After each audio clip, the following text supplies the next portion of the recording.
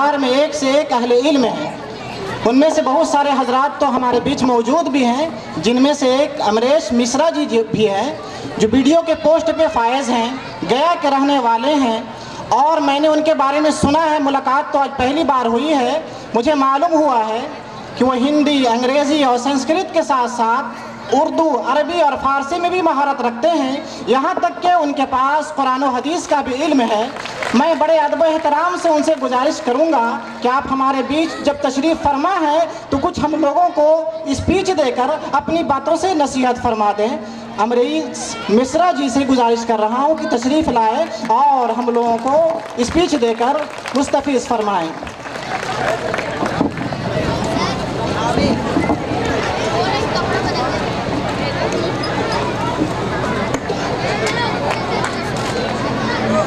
धन्यवाद। आज अल आमीन विद्यालय के द्वारा आयोजित इस समागम में हमारे मंच पर उपस्थित तालीम हासिल करने वाले मौलाना साहब लोग और धन्यवाद इरफान जी को भी, जो उन्होंने मुझे आप लोगों के समक्ष अपनी बात रखने का अवसर दिया, और मेरा अभिनंदन भी।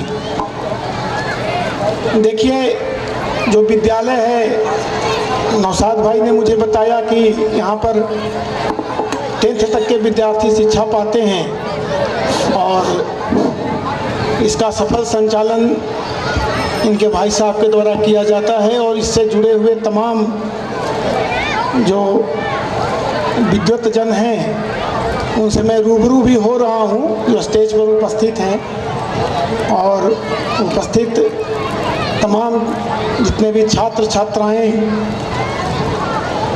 भाइयों और बहनों, जितने भी लोग उपस्थित हैं, उत्सुकता उनको ये दिखा रही है कि बच्चे शांति से बैठे। यहाँ पर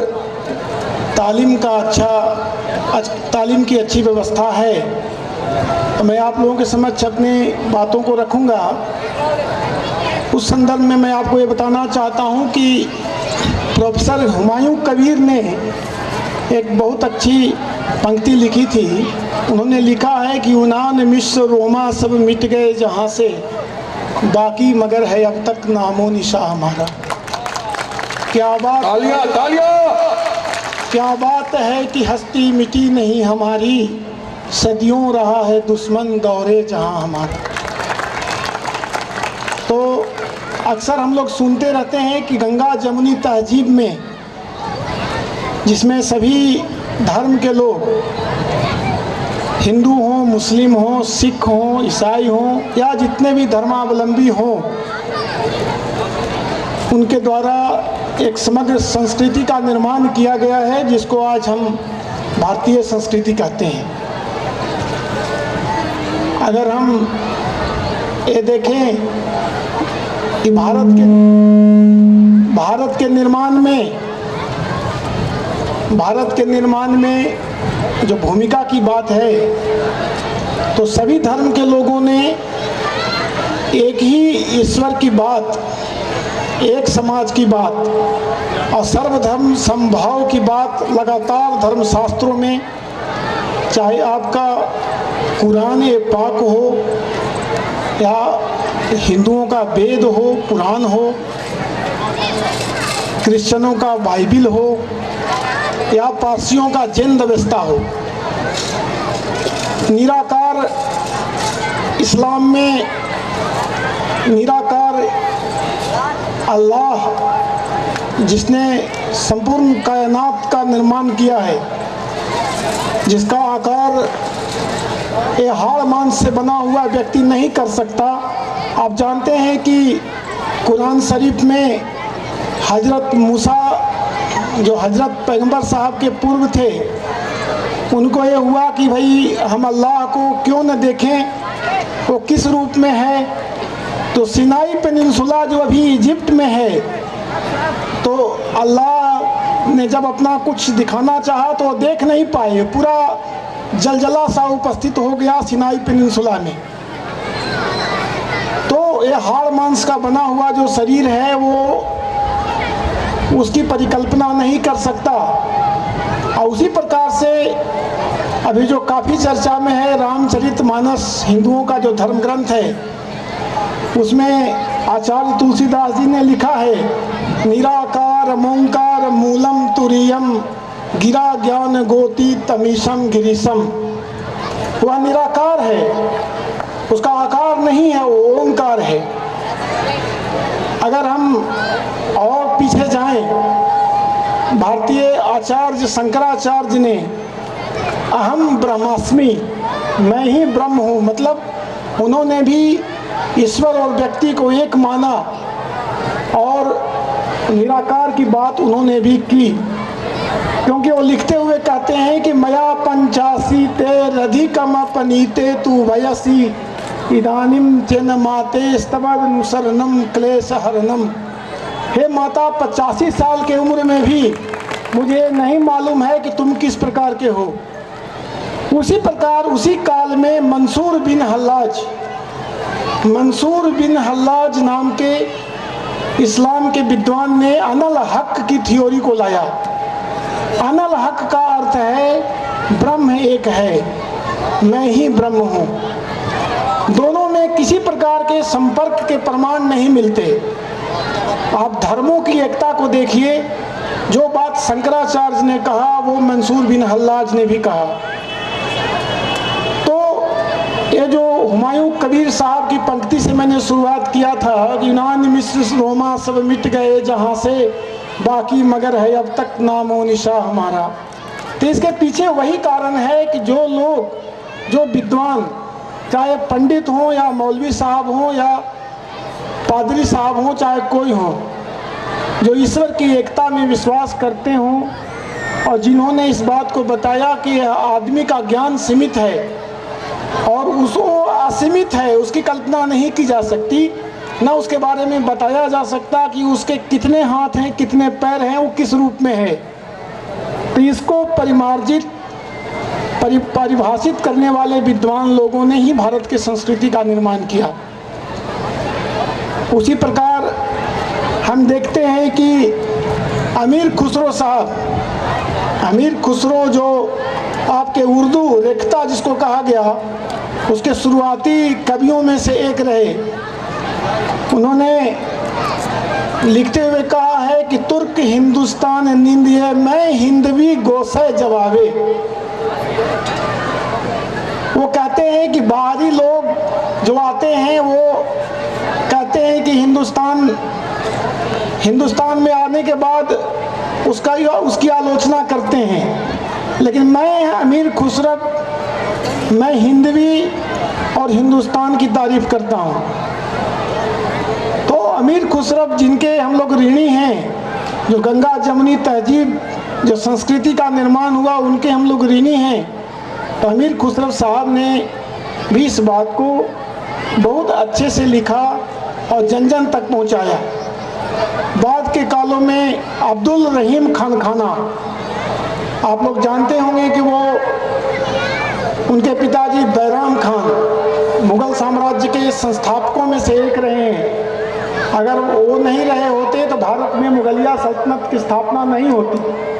उनके लड़के अब्दुल रहीम खान खाना जो मुगल साम्राज्य में वजीर आला, प्रधानमंत्री के पद पर थे, उन्होंने अपने पुस्तक लिखने के पहले ही लाइन में लिखा है, रहीमन को क्या करे लुच्चा चोर लवाड़, जापत राखन हार है माखन चाखन हार।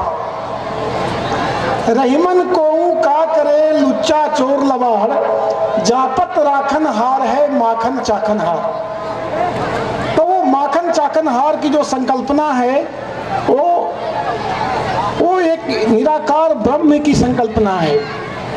उसी तरह से महान कवि रसखान की बात करें तो उन्होंने लिखा, मानुष हो तो वही रसखान बसे निज गोकुल गांव के ग्वारन।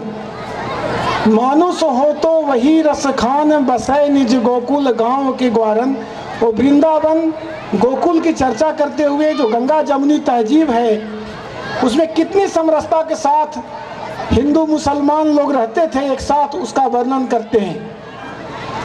हमारी भाषा में अगर आप देखेंगे तो ये पाएंगे कि हिंदी जो देवनागरी लिपि है, जिसको हम लोग आज ये बोलते हैं जो हिंदी को, वो हिंदी उर्दू से आई है। उर्दू अल्फाज का विकास हुआ। उर्दू के बाद हम संस्कृत लिपि में जो देवनागरी लिपि है इसको लिखना शुरू किए, तो हिंदी का विकास हुआ। तो जो मुस्लिम संस्कृति है वो हिंदू संस्कृति के साथ जब मिली, जब उनका समागम हुआ, तो आज हिंदुस्तानी संस्कृति आपके समक्ष है। अगर हम और पीछे जाएं तो हमें पाते हैं कि संस्कृत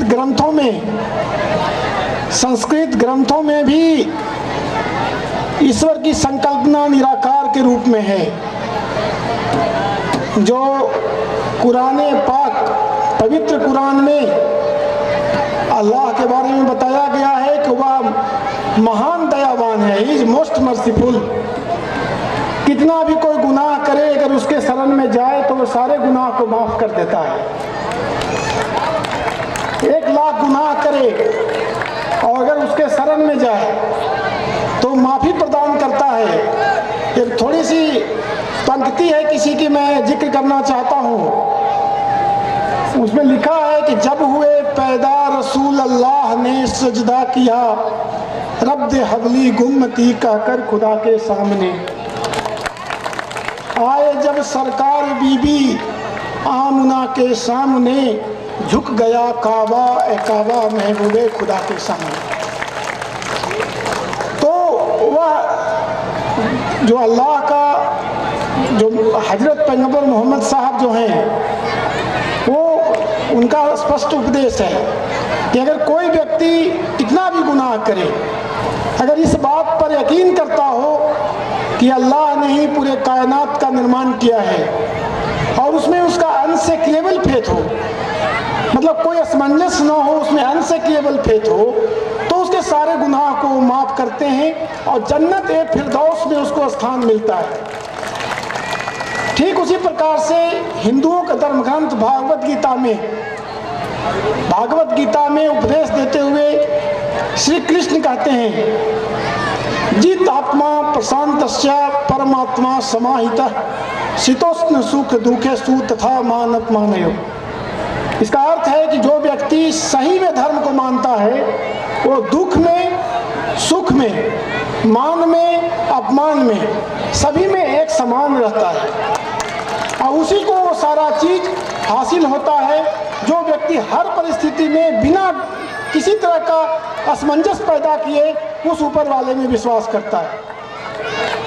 तो तालीम हासिल करने का मतलब है कि अपने अंदर आप आचार शास्त्र, आज एक विद्यालय का प्रांगण है और इस प्रांगण में शांत रहें और तालियां लगाना न भूलें। विद्यालय के प्रांगण में तालीम कृपया बैठ जाएं,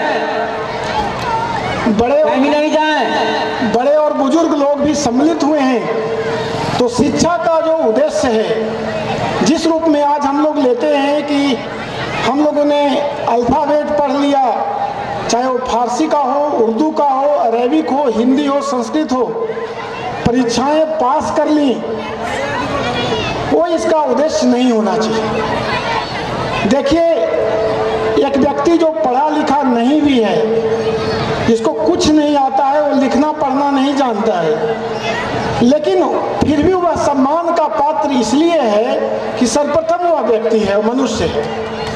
अगर उसको कुछ भी नहीं आता है और नहीं भी पढ़ा लिखा है तो भी कतई आपसे वो कम सम्मान का पात्र नहीं है। शिक्षा का मकसद अपने विद्यार्थियों में इस बात को बैठाया जाना चाहिए कि जो लोग समाज में पीछे रह गए हैं, मान लेते हैं किसी कारण से, किसी परिस्थिति से वो व्यक्ति नहीं पढ़ पाया, आप कल्पना करिए कि आपका जो ज्ञान है, जो ज्ञान आप, जिस ज्ञान से आप गर्वित होते हैं, वो ज्ञान जो सर्वोच्च ईश्वर है, चाहे उसका जो नाम आप दें, अल्लाह ताला दें, चाहे जो नाम दें, उसके सामने आप अज्ञानी हैं। आप नहीं बता सकते कि उसका क्या स्वरूप है, फिर भी वो आपको माफ करता है, आपको जन्नत फिरदौस बख्शता है, साथ साथ आपके सारे गुनाहों को माफ़ करता है। तो जो पढ़े लिखे लोग हैं वो अहंकृत ना हो, और जो लोग पीछे रह गए हैं उनको इस बात को समझते हुए कि उनका परम कर्तव्य है आदर दें। आज के समाज में बड़े बुजुर्गों का आदर कमता जा रहा है। जो लोग नया पढ़ के आता है, जो पाश्चात्य सभ्यता के अंध अनुकरण, blind adherence to the western civilization, अंध अनुकरण करता है और वो उन सारे चीज़ों को अंगीकार करता है और अपने मूल को भूल जाता है। जैसे आप अगर मुस्लिम कम्युनिटी के हैं तो नए बच्चों से पूछिए कि हदीस कितने ने पढ़ा है। कितने लोग राशिउद्दीन खलीफेट, पवित्र खलीफाओं के बारे में जानते हैं, अच्छे से जानते हैं। कितने लोग कुरान शरीफ का पाठ करते हैं, उसको अमल में लाते हैं। कितने लोग उसके अर्थ को समझते हैं। हो ये रहा है कि हम पाश्चात्यकरण में अपने मूल को छोड़ इसलिए रखते हैं कि उन्होंने समाज के लिए, गरीबों के लिए, जो लोग पिछड़े हुए थे उनके लिए, जो अज्ञानी थे उनके लिए, एक लोगों के लिए करते हैं। जो अल्लाह का यह स्पष्ट उपदेश है कि तुम अगर गरीबों का कल्याण करोगे तो तुमको जन्नत फिरदौस नसीब होगा। तो इन चीज़ों को सही रूप में बताने की आवश्यकता है, सही रूप में सही व्याख्या करने की आवश्यकता है। बीती हुई बातों को हम तोड़ मरोड़ के पेश करते हैं। होता है क्या कि हम लिखने के वक्त हम अपने पूर्वाग्रह को उसमें लगा देते हैं। जब हम किसी चीज़ में पूर्वाग्रह को लगा देंगे तो वो चीज़ दूषित हो जाएगी। हम जब अर्थ लगाएं, किसी चीज़ का अर्थ लगाएं, चाहे अरबी का अर्थ लगाएं, फारसी का अर्थ लगाएं, हिंदी का लगाएं, संस्कृत का लगाएं, तो अर्थ लगाते वक्त निष्पक्ष रहें। न्याय का कंसेप्ट, अब मैं न्याय पर आता हूँ। कोई अच्छा व्यक्ति तब तक नहीं हो सकता जब तक उसमें न्याय की भावना नहीं होगी। अगर न्याय नहीं है तो व्यक्ति अच्छा नहीं हो सकता। मैं उदाहरण देता हूँ, इसी बिहार के धरती से शहंशाह बनने वाला शेरशाह का मैं उदाहरण देता हूँ। शेरशाह जब दिल्ली में तख्त पर बैठे तो उनका जो भतीजा था, क्योंकि जब शक्ति में कोई होता है तो सब पर कमांड मेरा नहीं, हो सकता है कि एक दो लोग भाग जाएं। वो हाथी पर चढ़ के चला जा रहा था। अब चूंकि घर अब की तरह नहीं होते थे, पहले कच्चा घर होता था, हाथी ऊंचा होता है, तो किसी हिंदू के घर से क्रॉस कर रहा था। तो कुछ महिलाएं स्नान कर रही होंगी, जो लिखा हुआ मैंने पढ़ा है, तो पान का पत्ता उसने फेंक दिया, पान का पत्ता उसने फेंक दिया। अब ये पता शेरशाह पर कंप्लेन नहीं गया, बड़े लोगों की बात थी। अब शहंशाह का भतीजा, किसका हिम्मत है कंप्लेन करे। लेकिन ये शेरशाह को किसी तरीके से पता चल गया, किसी ने बता दिया। अब उसने अपने भतीजे को ही कारावास में बंद करा दिया। अब ये बताइए, ये जस्टिस नहीं है क्या? ये जस्टिस है जिसके कारण उस सल्तनत को आप याद करते हैं। भारत में मंगोलों को क्यों नहीं याद किया जाता? मेरा सवाल है कि भारत में बर्बर मंगोलों को, जो यहाँ आकर के सीधा कत्लेआम किया, उसको क्यों नहीं याद किया जाता? उनकी संस्कृति का अवशेष क्यों नहीं है? जब मैंने पहली बार पंक्ति पढ़ा कि यूनान, मिस्र, रोमा सब मिट गए जहाँ से, तो क्यों मिट गए? मिट इसलिए गए कि उन्होंने जनमानस पे अत्याचार किया। जब आप जनमानस पे अत्याचार करते हैं तो आपको लोग भूल जाते हैं, लेकिन जिन्होंने अच्छा काम किया उनकी स्मृति आज तक है। आज इस देश में आप तमाम कहीं भी चले जाएं, किसी जगह भी चले जाएं, कहीं पर अगर पांडे बिघा है तो वहाँ इस्माइलपुर भी है। अगर यहाँ पांडे बिघा है तो उसके आगे इस्माइलपुर है। राम और रहीम दोनों का कंसेप्ट है। राम अगर इस गांव में है तो रहीम भी उस गांव में है। अगर यहाँ पर अमरेश मिश्रा उपस्थित है तो नौशाद आलम सिद्दीकी भी है। तो आप इस चीज को देखें, हमारी संस्कृति यही है। हमारे एक मित्र हैं, वो वीडियो ही हैं, हमने उनसे कुरान शरीफ मांगा कि भाई हमको आप कुरान शरीफ दीजिए। तो पहले तो उन्होंने कहा कि भाई कुरान शरीफ हम आपको दें, पता नहीं आप कैसे रखेंगे, आप किस तरीके से रखेंगे, उस पवित्र पुस्तक का सम्मान आप करेंगे कि नहीं करेंगे। हमने कमिटमेंट किया कि हम जितना सम्मान अपने धर्म ग्रंथों का करते हैं उतना ही सम्मान वो कहीं उससे ज़्यादा आपके धर्म ग्रंथ का करेंगे। इसका कारण है कि आप उस धर्म ग्रंथ में विश्वास नहीं थे, लेकिन विश्वास के तहत आप हमको उपलब्ध करा रहे हैं। उन्होंने हमको कुरान शरीफ उपलब्ध कराया जिसका अध्ययन मैंने किया।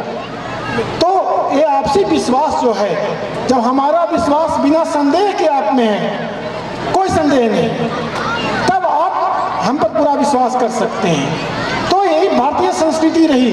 भारत में जितने भी, आज मैं आपके सामने ऐतिहासिक बात कोट करना चाहता हूँ। इतिहास में जितने भी शासक हुए, चाहे वो हिंदू शासक हुए चाहे मुस्लिम शासक हुए, उनका राजधर्म एक रहा, एक ही राजधर्म रहा। वो राजधर्म क्या रहा? प्रजा का पालन हम कैसे करें। अगर होल सोल कत्लेआम की बात की जाती तो जिसके हाथ में शासन सत्ता थी तो एक भी व्यक्ति जीवित नहीं रहा होता। जिसके पास 20 लाख सेनाएं थी, जिसके पास 4,75,000 घुड़सवार सेनाएं थी, जिसके पास पूरे स्टेट की शक्ति थी, तो पूरी संस्कृति को लेके चलने की क्षमता थी। इसीलिए इतिहास उनको याद करता है। सीधा बात है, इतिहास इसीलिए उनको याद करता है। और हम लोग जितने हैं जो उनके वंशज हैं, हम लोगों पर ये बॉन्डेड ड्यूटी है कि हम लोग धर्मशास्त्रों से उन्हीं चीज़ों को निकालें जो सही है। मान लेते हैं कहीं पर कुछ अगर काल और समय के अनुसार कोई चीज़ सही नहीं लिखा हुआ है, जैसे अर्थ लगाने पर होता है। अगर हम अंग्रेजी शब्द को लें तो अंग्रेजी में PAG, पेज मतलब होता है कागज, और उस पेज मतलब आदमी भी होता है, पेज मतलब व्यक्ति भी होता है। अब जो शब्द लिखा गया, और जो शब्द लिखा गया जिसका अर्थ आप लगा रहे हैं, तो आप ये जांच लें कि वो सही अर्थ आप लगा रहे हैं कि नहीं। जिस विद्वत जन ने लिखा, जिसकी प्रतिष्ठा सृष्टि के शुरू से है, तो उन चीज़ों पर आप प्रश्न जब उठाएंगे, चाहे कोई हो, आप कितना भी विद्वान क्यों न हो, मैं इस बात को मानता हूं कि आप में कहीं न कहीं अज्ञानता जरूर है। आप ईश्वर नहीं हो सकते। और थोड़ा हम जाकर के एक भारतीय संस्कृति का उदाहरण मैं देना चाहता हूं। यक्ष युधिष्ठिर संवाद हिंदुओं की संस्कृति में एक महत्वपूर्ण पक्ष है। तो जब पांचों पांडव जहरीला पानी पी करके तालाब में मर गए, तो यक्ष ने युधिष्ठिर से संवाद किया कि केना स्विदा अवृतो लोकः केना सुन्न प्रकाशते केना त्यजति मित्राणि केना स्वर्ग न गच्छति। इसका अर्थ है कि केना स्विदा अवृतो लोकः, ये संपूर्ण संसार को कौन ऐसा चीज है जो अपने आगोश में ले लिया है। केना स्विदा अवृतो लोकः केना सुन्न प्रकाशते, कौन ऐसा चीज है जिसमें प्रकाश नहीं हो सकता, केवल अंधेरा अंधेरा ही है। केना सुन्न प्रकाशते केना त्यजति मित्राणि, और कौन सा ऐसा चीज है जिसके कारण लोग अपने मित्रों का त्याग कर देते हैं। और केना स्वर्ग न गच्छति, और कौन ऐसा चीज है जो आपको जन्नत में आपके साथ नहीं जाएगा। तो जवाब देते हुए उन्होंने कहा अज्ञाने न आवृतो लोकः, यह अज्ञान जो है ना संसार को अपने आगोश में ले लिया है। अज्ञान, प्रथम विश्वास अपनी अज्ञानता का। आप इतना याद रखिए, चाहे वो कितना भी पढ़ा हुआ हो, संसार के सारे चीजों को नहीं जानता, इसलिए वो अज्ञानी कहीं न कहीं है, कहीं न कहीं उसमें अज्ञानता है। अज्ञाने न वृतो लोकः तमसा न प्रकाशते, क्रोध में प्रकाश नहीं हो सकता, कदापि नहीं हो सकता। जब क्रोध होता है तो वहाँ ज्ञान नहीं हो सकता। तमसा न प्रकाशते, होकर के लोग मित्रों का त्याग कर देते हैं। और संगात स्वर्ग न गच्छति, और साथ में कुछ भी स्वर्ग नहीं जाएगा। अब ये बताइए, बाप बेटा दोनों है,